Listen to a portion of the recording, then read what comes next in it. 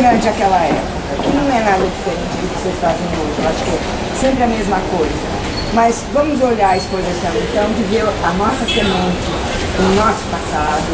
E é muito bonito isso, né? Legado é uma coisa bonita, né? Eu falei legado, acho muito bonito. E olha, hoje eu me senti aqui muito bem, porque essas coisas que foram apresentadas, isso mostram que as técnicas em nutrição e dietética sempre vão pensar na sua profissão como uma profissão de elevado alcance social. Nós aprendemos, nós trabalhamos para que todos se alimentem corretamente. É isso que nós temos que fazer sempre, seja qual for o nosso campo de atuação. Vamos ver se essa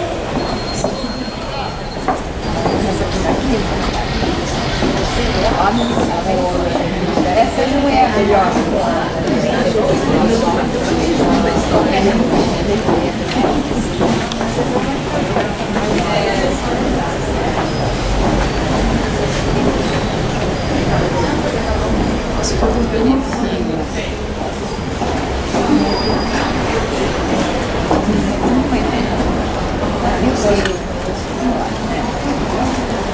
Olha, isso aqui foi muito bom.